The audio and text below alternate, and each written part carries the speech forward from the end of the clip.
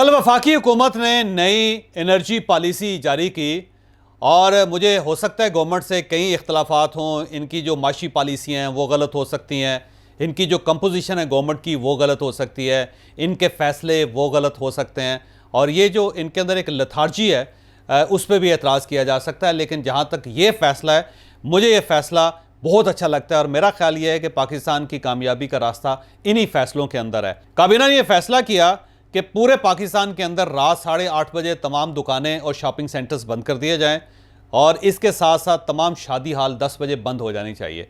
और इसके साथ साथ ये फ़ैसला किया गया कि जो आम मोटरसाइकिल है उसको डिस्करेज करके ई बाइक्स पे लोगों को शिफ्ट किया जाए। और इसके साथ साथ नए एनर्जी सेवर्स, फिर ये जो पंखे हैं ये बहुत ज़्यादा बिजली इस्तेमाल करते हैं, इन पंखों के ऊपर पाबंदी लगा के एक ऐसे पंखे डेवलप किए जाएं कि जो एनर्जी सेवर हों। और इसके अलावा और बहुत सारे फ़ैसले इसके अंदर हुए। लेकिन जब ये 8:30 बजे का फ़ैसला सामने आया तो खैबर पख्तूनख्वा और पंजाब ने इस फ़ैसलों को रिजेक्ट कर दिया और साथ ही तमाम ताजर पाकिस्तान के वो सरापा एहतजाज बन गए। अब मुझे समझ नहीं आ रही कि आपके पास तीन ही ऑप्शन है। एक ऑप्शन तो ये है कि आप इसी तरह बिजली को फूंकते रहें, आप सारी सारी रात सारे शॉपिंग सेंटर्स खोल के आप बैठ जाएँ और उसके साथ साथ आप ज़ाहिर है फिर बिल बढ़ाते चले जाएँ और जब बिल बढ़ेंगे तो पीछे बिजली की सप्लाई कम हो जाएगी। जब बिजली की सप्लाई कम हो जाएगी तो आपको नया पेट्रोल इंपोर्ट करना पड़ेगा, ज़्यादा मिकदार में पेट्रोल इंपोर्ट करना पड़ेगा। और अब अगर आपके पास डॉलर नहीं होंगे तो आप पेट्रोल इंपोर्ट नहीं कर सकेंगे। लिहाजा जब ये होगा तो फिर आपको या तो आपको लोड शेडिंग बर्दाश्त करनी पड़ेगी, खौफनाक लोड शेडिंग। मेरा ख्याल है 11-11 घंटे की फिर लोड शेडिंग होगी। और आप अगर लोड शेडिंग में आप अपनी ज़िंदगी को हल्कान कर सकते हैं, सर्दी में आप गर्मी को तरस सकते हैं और गर्मियों के अंदर आप पंखे को तरस सकते हैं, तो फिर तो बिल्कुल ठीक है। फिर आप इसी तरह इस सिलसिले को जारी रखें। दूसरा ऑप्शन ये है कि आप महंगी बिजली इस्तेमाल करें। आज बिजली की अगर प्राइस 35 रुपए के करीब है तो ये सिलसिला अगर चलता रहा तो अक्टूबर के महीने तक ये 80 रुपये पर यूनिट हो जाएगी, फ़ी यूनिट हो जाएगी, या फिर ये 90 रुपये को टच कर जाएगी, ये 100 रुपये को टच कर जाएगी। तो अब आप खुद अंदाज़ा लगाइए कि अब अगर आप 1000 यूनिट बिजली इस्तेमाल करते हैं तो खुद आप अंदाज़ा लगाएं कि आप कितना बिल देंगे। और 1000 यूनिट बहुत थोड़ी मिकदार है बिजली की, क्योंकि एवरेज घर जो है वो 1400-1500 से लेके 2000-3000 यूनिट तक बिजली इस्तेमाल करता है। तो वो जो बिल आपको 5-6-7 लाख रुपए देना पड़ेगा तो वो कौन अफोर्ड कर सकेगा इस मुल्क के अंदर। और तीसरा इसका ऑप्शन ये है कि आप एनर्जी सेव करें, क्योंकि एनर्जी सेव करना जो है उसी में आपका फ़ायदा है और उसी के अंदर इस पूरे मुल्क का फ़ायदा है। तो जो जिस तरह दुनिया करती है, मैं इस वक्त 106 मुल्क फिर चुका हूँ। आप यकीन करें कि गल्फ़ के मुल्कों के अलावा पूरी दुनिया के अंदर मार्केट 6 बजे बंद हो जाते। कोई एक भी शॉपिंग सेंटर या कोई एक भी दुकान नहीं होती जो आपको रात के वक्त खुली मिले, आप शॉपिंग नहीं कर सकते। अलबत्ता रेस्टोरेंट्स और कॉफ़ी शॉप्स होती हैं और उसके अंदर भी कम लाइट्स इस्तेमाल की जाती हैं। ये नहीं है कि वहाँ पे लोग बिल पे नहीं कर सकते, लोग बिल पे कर सकते हैं, लेकिन इसके बावजूद वहाँ पे लोगों का टेम्परामेंट है कि वो एनर्जी को सेव करते हैं। वहाँ पे गवर्नमेंट लोगों को एजुकेट करती है कि ये जो एनर्जी है ये बहुत कीमती है, अगर आज आप इसे ज़ाया कर देंगे तो गर्मियों में आप हीटिंग कहाँ से पैदा करेंगे, या सर्दियों के अंदर अगर आपको एसी चलाने पड़े तो आप कहाँ से लेके आएंगे बिजली फिर। तो वहाँ पे एक ट्रेंड है। जबकि पाकिस्तान के अंदर ये है कि दिन के वक्त भी आप किसी घर में चले जाएँ, मैं अक्सर घरों में देखता हूँ कि दिन के वक्त भी लोगों ने लाइटें ऑन की होती हैं। यानी जब हम अपना घर बनाते हैं तो हम रोशनी का बंदोबस्त ही नहीं करते। दिन के वक्त भी हमें हर बाथरूम के अंदर बिजली लाइट चलानी पड़ती है, ड्राइंग रूम्स के अंदर लाइट चलाई जाती हैं, हमारे लिविंग रूम्स के अंदर लाइट चलाई जाती हैं, इसके साथ साथ हमारे बेडरूम्स के अंदर दिन के वक्त भी लाइट चलती हैं। तो लिहाजा आप खुद अंदाज़ा लगाइए कि एक ऐसा मुल्क जिसे पेट्रोल बाहर से इंपोर्ट करना पड़ता हो, गैस बाहर से इंपोर्ट करनी पड़ती है और जिसके पास बिजली सरप्लस ना हो, गर्मियों के अंदर जब बरसात होती है हमारे डैम्स भरे होते हैं, उस वक्त भी लोड शेडिंग होती है पाकिस्तान में, और सर्दियों के अंदर भी लोड शेडिंग होती है, वो मुल्क कैसे मुतहम्मल हो सकता है इतनी ज़्यादा फजूल खर्ची का। लेकिन क्योंकि हमारे अंदर ट्रेंड बन चुका है, हम अपने रिसोर्सेज को ज़ाया करना चाहते हैं, लिहाजा हम बिजली को भी ज़ाया करते जा रहे हैं। तो मेरा ख्याल है गवर्नमेंट का ये फ़ैसला बड़ा ज़बरदस्त फ़ैसला है और अल्टीमेटली हमें ये करना पड़ेगा। अगर हम आज गवर्नमेंट की बात नहीं मानते तो कल आप यकीन करें कि हमें खुद अपने हाथों से ये काम करना पड़ेगा, हमें खुद ये सारी लाइट्स बंद करनी पड़ेंगी। तो उससे पहले बेहतर है कि हम इसकी जो राशनिंग है बिजली की वो कर लें। सेम इसी तरह गैस है, पाकिस्तान के अंदर गैस निकल नहीं रही, हम गैस बाहर से इंपोर्ट करते हैं और लेकिन जिस तरह हम गैस को ज़ाया करते हैं, आप उसका खुद अंदाज़ा लगाइए। आप तनूर पे चले जाएं, जो तनूरों के अंदर गैस इस्तेमाल की जाती है, जहाँ पर रोटियाँ पकती हैं, आप देखें उनका बर्नर तो हवा के चलता रहता है। तो अगर एक रोटी के साथ सिर्फ गैस को मल्टीप्लाई करके देख लें तो ऐसा लगता है कि हम गैस को ज़ाया कर रहे हैं और बेतहाशा ज़ाया कर रहे हैं। तो इसी तरह जब आप सर्दियों में लोगों के आप गीज़र्स देखें तो गीज़र की जो हमारी एफिशिएंसी है वो सिर्फ 26% है। पाकिस्तान में हमारा जो गीज़र है वो सिर्फ 26% जो है वो उसकी कैपेसिटी है। 74% हमारी गैस ज़ाया हो जाती है हर गीज़र के अंदर। तो अब आप देखें कि हर घर के अंदर गीज़र लगा हुआ है और हर घर के अंदर रोज़ाना 74% गैस ज़ाया हो रही। तो ये कहाँ जा रही? तो इसका किसको फ़ायदा होगा? सेम इसी तरह हम पाकिस्तानी दुनिया में सबसे ज़्यादा मीठा पानी ज़ाया करने वाली कौमों में शुमार है। हमारा अगर कोई ग्राफ बनाए तो हम उसमें टॉप पे आएंगे। आपको पता है कि जी जो हम वाशरूम इस्तेमाल करते हैं, जो कमोड से इस्तेमाल करते हैं, उसका जो टैंक है जब एक बार इस्तेमाल किया जाता है तो उसमें 27 लीटर पानी ज़ाया होता है। 27 लीटर पानी एक बार वाशरूम जाने से ज़ाया होता है और एक आदमी एवरेज 14 मरतबा वाशरूम जाता है।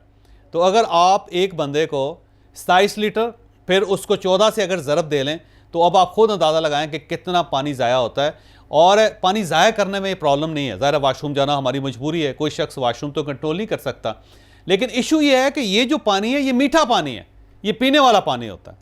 तो हम अपने वाशरूम्स में पीने वाला पानी ज़ाया करते हैं, जबकि पूरी दुनिया में वाशरूम के अंदर कमोड्स के अंदर पीने वाला मीठा पानी इस्तेमाल नहीं किया जाता।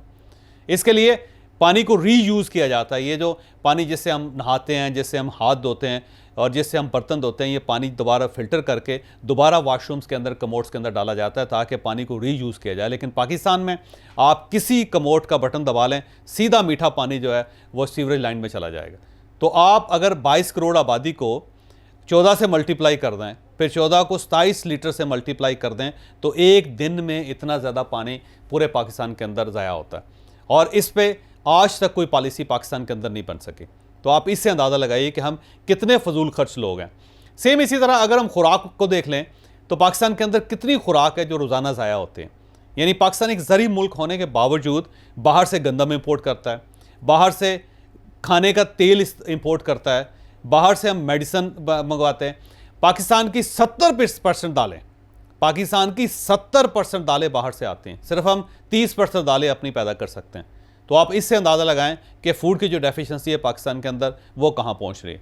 इसके साथ साथ जो पाकिस्तान बिजली बना रहा है, हम फर्नेस ऑयल से बिजली बना रहे हैं, हम डीजल से बिजली बना रहे हैं, हम पेट्रोल से बिजली बना रहे हैं। तो पाकिस्तान जैसा मुल्क जिसके अंदर पानी भी वाफर मकदार में है, 5 दरिया हैं इसके बड़े, डैम्स भी बड़े हैं, लेकिन हम इसके बावजूद अपनी ज़रूरत की बिजली पैदा नहीं कर पा रहे। इसके साथ साथ पाकिस्तान के अंदर अगर आप तजिया करें, थोड़ा सा एनालिसिस करें, तो पाकिस्तान की ज़मीन के अंदर बेतहाशा गैस है, बेतहाशा तेल है, लेकिन हम अपनी ज़रूरत के मुताबिक पेट्रोल आज तक नहीं निकाल सके। उसकी वजह यह है कि जहाँ से पेट्रोल निकालने की गवर्नमेंट कोशिश करती है वहाँ पर दहशतगर्दी शुरू हो जाती है। गैस पाकिस्तान के अंदर वाफर मकदार में है, लेकिन हम अपनी ज़रूरत पूरी नहीं कर पा रहे। उसकी वजह यह है कि जहाँ गैस एक्सप्लोरेशन की जाती है वहाँ पे फड्डे शुरू हो जाते हैं, वहाँ पे प्रॉब्लम्स हो जाते हैं और बाकायदा फ़ौज वहाँ पे लगा के वहाँ से गैस निकाली जाती है, पेट्रोल निकाला जाता है। तो ये पाकिस्तान की सूरत हाल है। और इस सारी सूरत हाल में अगर कोई गवर्नमेंट ये फैसला करती है कि हमें एनर्जी की सेविंग करनी चाहिए, हमें एनर्जी की रोशनी करनी चाहिए, तो सूबों की तरफ से एतराज़ आ जाता है। यानी पंजाब गवर्नमेंट ने रिजेक्ट कर दी इस पॉलिसी को, खैबर पख्तूनख्वा की गवर्नमेंट ने रिजेक्ट कर दिया इस पॉलिसी को। अब सवाल ये कि अगर आप इस तरह सेंसिबल नहीं चलेंगे तो पंजाब कैसे चलेगा? पंजाब में 12 करोड़ लोग रहते हैं और ये 12 करोड़ लोग पूरे पाकिस्तान के मुकाबले में सबसे ज़्यादा पानी इस्तेमाल करते हैं, सबसे ज़्यादा गैस इस्तेमाल करते हैं, सबसे ज़्यादा बिजली इस्तेमाल करते हैं। तो अगर ये सूबा ही नहीं मानेगा या इसकी गवर्नमेंट नहीं मानेगी तो कल को पंजाब को पानी कहाँ से मिलेगा? पंजाब को कल से गैस कहाँ से मिलेगी? पंजाब को कल से बिजली कहाँ से मिलेगी? तो इसके लिए फिर क्या बंदोबस्त है? सेम इस तरह खैबर पख्तूनख्वा है।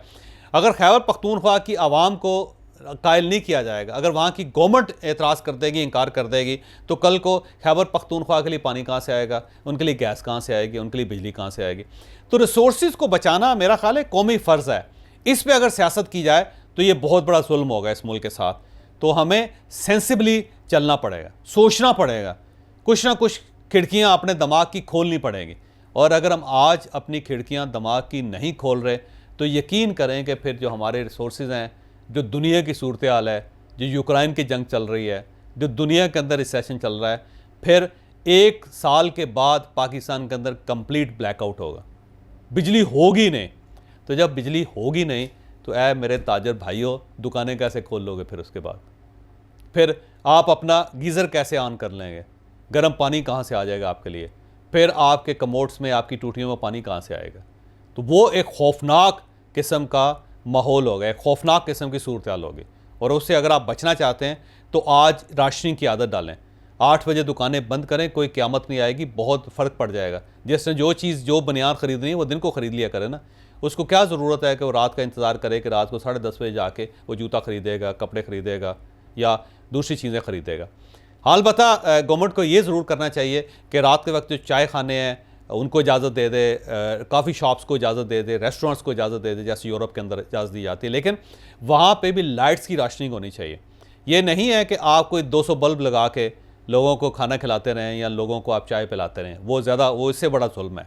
तो लाइट्स की एक परमिशन होनी चाहिए कि कितनी लाइट्स एक किचन के अंदर जल सकती है, कितनी लाइट्स एक डाइनिंग हॉल के अंदर चल सकती है, कितनी लाइट्स हैं जो कॉफ़ी शॉप और चाय खाने में जल सकती है। तो उसकी राशनिंग भी होनी चाहिए। इसके अलावा हमारे पास कोई और ऑप्शन नहीं है। लिहाजा खुदा खौफी करें, वक्त पे दुकानें बंद करें ताकि लोग रात के वक्त सो भी सकें, उनकी अपनी जो घर की एक्टिविटीज़ है वो भी जारी रह सके, अपने बच्चों से मुलाकात तो हो सके। जितने पाकिस्तान के अंदर ताजर हैं, इनकी मुलाकातें अपने बच्चों के साथ नहीं होती, क्योंकि ज़ाहिर है जब 12 बजे दुकान से वापस आएंगे या 1 बजे दुकान से वापस आएंगे तो बच्चे तो सो चुके होंगे। लिहाजा ये बेचारे जब बच्चों को देखते हैं तो एक छोटा सा बच्चा इतना बड़ा हो चुका होता है, क्योंकि इतना बड़ा इसलिए हो चुका होता है कि वो चारपाई पर पड़ा लेटा लेटा ही बड़ा हो जाता है। ये उसको खड़ा हुआ तो देख नहीं पाते बेचारे। तो अगर आप अपने बच्चों से मोहब्बत करते हैं तो उनको टाइम दें, और अगर आप अपने मुल्क से मोहब्बत करते हैं तो फिर भी थोड़ी सी मेहरबानी करें। और अगर आपको फ्यूचर में रिसोर्सेज चाहिए तो फिर आज उसकी राशनिंग की आदत डालें। अगर आप आज आदत नहीं डालेंगे तो फिर पाकिस्तान भी नहीं चल सकेगा और आपके घर भी नहीं चल सकेंगे। और आखिर में मैं आपको ये भी बताता चलूँ कि ये फ़ैसले हवा में नहीं हुए, ये फ़ैसले 2 नेशनल सिक्योरिटी कमेटी की मीटिंग्स के बाद हुए हैं।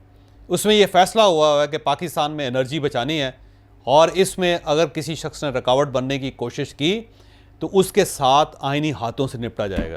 लिहाजा ये फ़ैसला पूरी स्टेट ने किया है, जिसमें अफवाज पाकिस्तान शामिल है। और इसके रास्ते में अगर कोई अब रुकावट बनेगा तो मेरा ख्याल ये है कि पूरी स्टेट अपनी रिट इस्टेब्लिश करेगी।